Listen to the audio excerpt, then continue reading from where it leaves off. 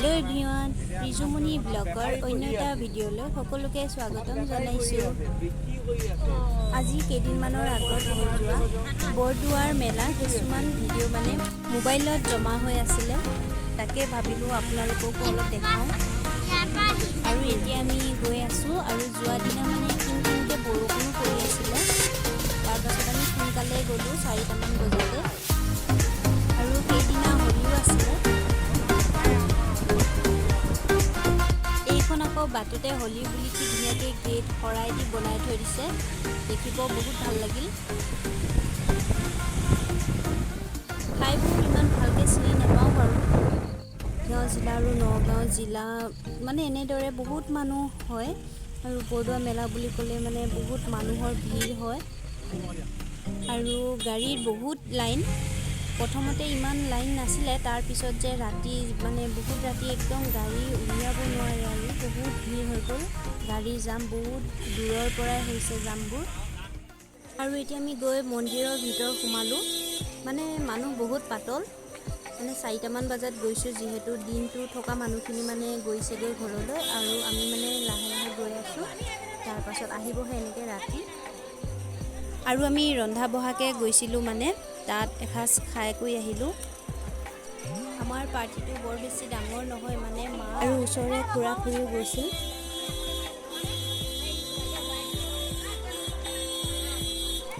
আৰু এনেকৈ ৰান্ধিবলৈ বাচন বৰ্তন লৈ যাব লাগে আৰু খৰি তেনেকৈ গোটেইখিনি যোগাৰ কৰি লৈ গৈছোঁ।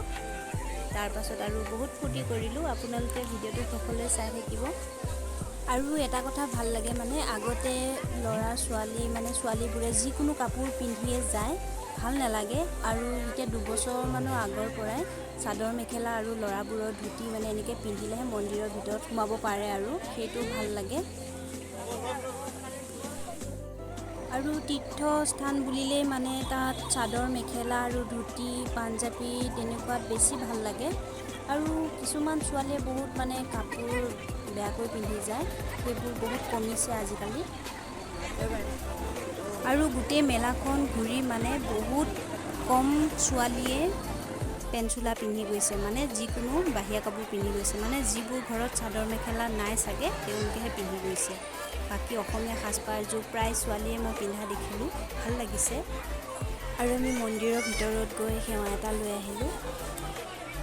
আৰু মন্দিৰৰ চৌহদটো ইমান ধুনীয়াকৈ বনাইছে, এইবাৰ মানে ধুনীয়া লাগিছে আৰু দেখিবলৈ। আৰু এতিয়া এইবোৰ খালী জেগা দেখিছেনে, আৰু অলপ পিছৰ পৰা দেখিব মানুহৰ পৰা মানে ভৰি দিবলৈ জেগা নাইকিয়া হৈ যাব। আৰু এতিয়া লাহে লাহে মানে গধূলি হৈছে আৰু ইয়াৰ পশ্চিম চাইডে সূৰ্য মাৰ গৈছে, দেখিবলৈ ইমান ধুনীয়া লাগিছে। চাওকচোন বেলিটো। আৰু গংগা পাৰতে ল'ৰাটোৱে ফটো এখন উঠালে।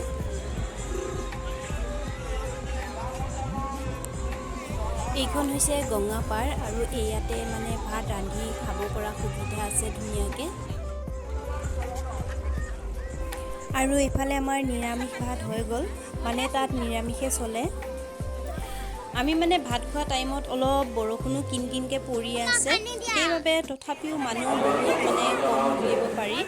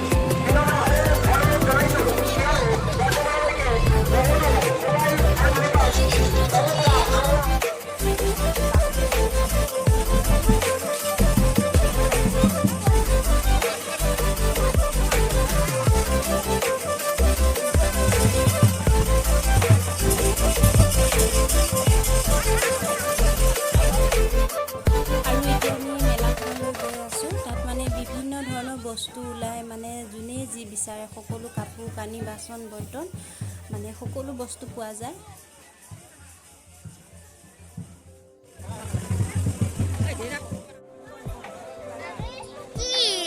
এইবোৰ দেখিছেনে সৰু সৰু বাচন বৰ্তন মানে চাওকচোন ইমান মৰম লাগিছে।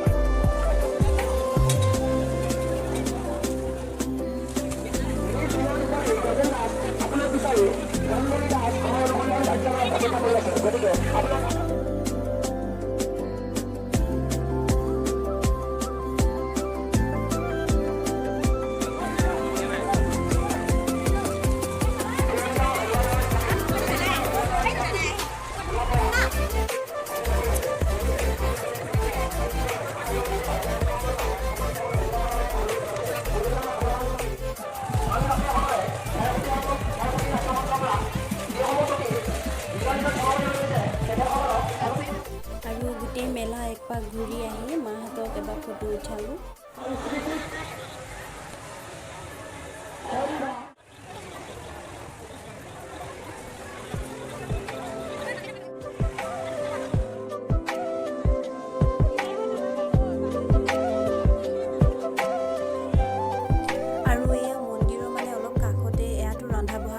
মানে গঙাপাৰত ইমান ভিৰ হৈছে, তাৰ পাছত এয়াতো মানে ভাত ৰন্ধা সুবিধা কৰি দিছে।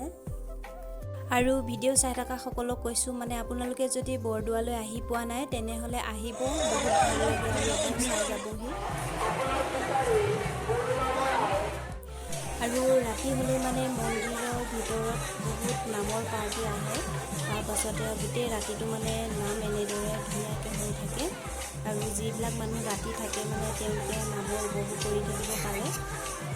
আৰু আমি এনেকৈয়ে নাম অলপ চাই থাকোঁতে 11-12মান বাজিলগৈ আমি ঘৰলৈ আহোঁতে। আৰু এইখনেই হৈছে মন্দিৰৰ মানে বাহিৰৰ গেটখন। ভিডিঅ'টো ইমানতে সামৰণি মাৰিছোঁ আৰু ভিডিঅ'টো চাই থকাৰ বাবে সকলোকে ধন্যবাদ জনাইছোঁ।